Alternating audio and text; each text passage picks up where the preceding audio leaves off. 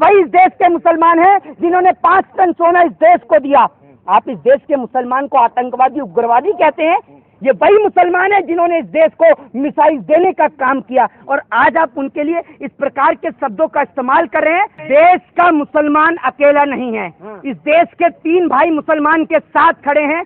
हिंदू, सिख और ईसाई मुसलमान के साथ कंधे से कंधा मिलाकर खड़े हैं। भारत देश के 4 भाई में से कोई किसी भी एक भाई को हाथ लगाने की हिमाकत या कोशिश भी करेगा तो इस देश के 3 भाई उसके सम्मान में अपनी गर्दन कटवा लेंगे, लेकिन अपने भाई का सर नीचे झुकने नहीं देंगे। जंगल की खामोशी से यह मत समझ लीजिएगा कि शेर नहीं है, शेर आएगा और सदन में आकर वो दहाड़ मारेगा कि भाजपा के नेता रमेश बिधूड़ी को उनका जवाब मिल जाएगा। भारतीय जनता पार्टी के अंदर सारे अनपढ़, जाहिल और गवार नेता बसे हुए हैं।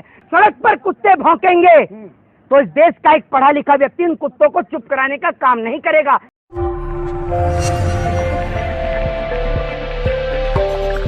देखिए, कोई भाषा का प्रयोग नहीं किया। आपको बता दूं कि जिसको पास जो होगा देने के लिए वो वही देगा, और भारतीय जनता पार्टी के नेता अनपढ़, जाहिल और गवार हैं, पढ़े लिखे हैं नहीं।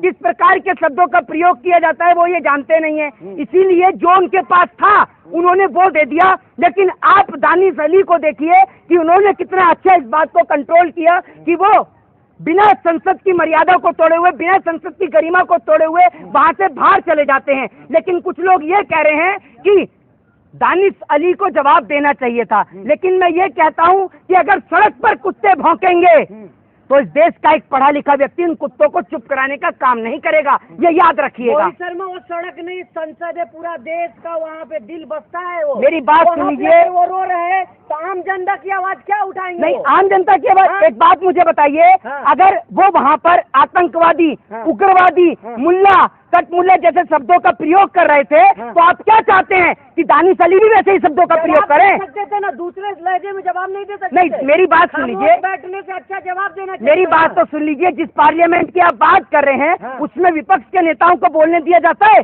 कितनी बड़ी संख्या सत्ता पक्ष के नेताओं की है, 300 प्लस का बहुमत है।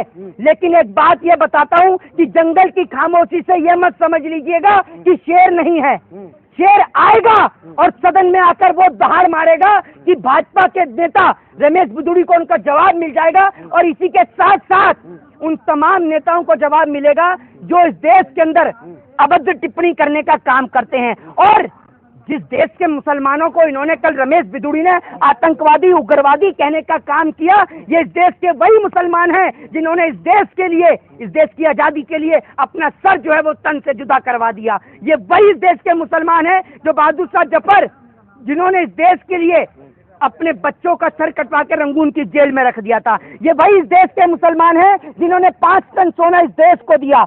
आप इस देश के मुसलमान को आतंकवादी, उग्रवादी कहते हैं।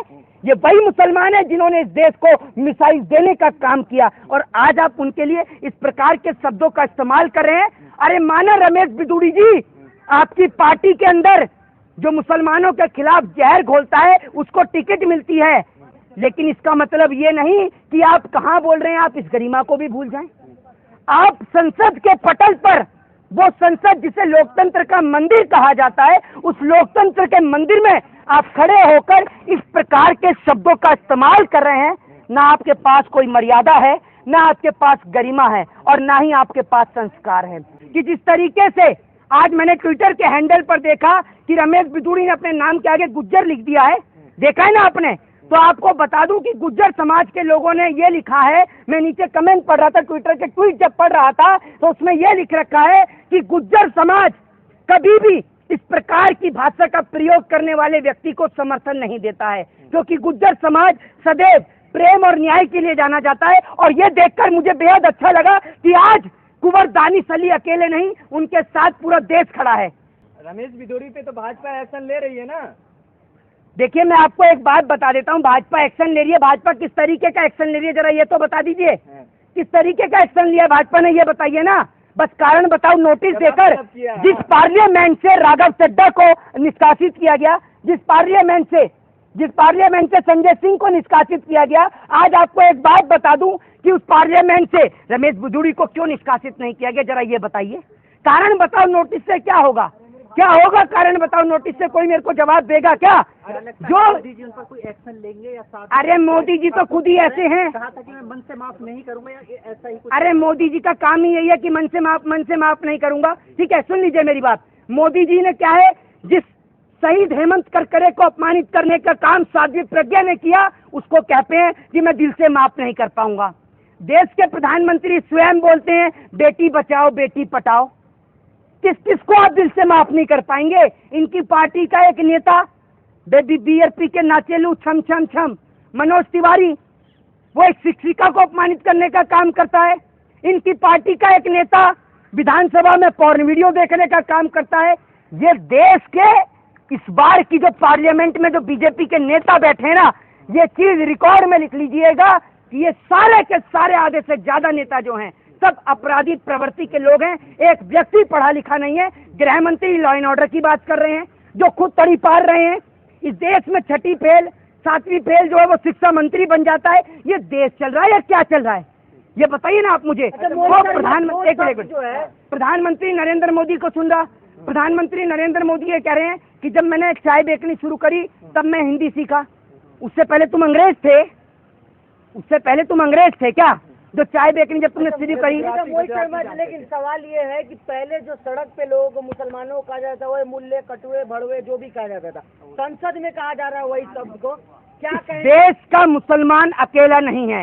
इस देश के 3 भाई मुसलमान के साथ खड़े हैं, हिंदू सिख और ईसाई मुसलमान के साथ कंधे से कंधा मिलाकर खड़े हैं। और इस देश के अंदर अगर भारत देश के 4 भाई में से कोई किसी भी एक भाई को हाथ लगाने की हिमाकत या कोशिश भी करेगा तो इस देश के 3 भाई उसके सम्मान में अपनी गर्दन कटवा लेंगे, लेकिन अपने भाई का सर नीचे झुकने नहीं देंगे। हम लोग सुन लीजिए, हम इस देश में आपस में लड़ने के लिए पैदा नहीं हुए।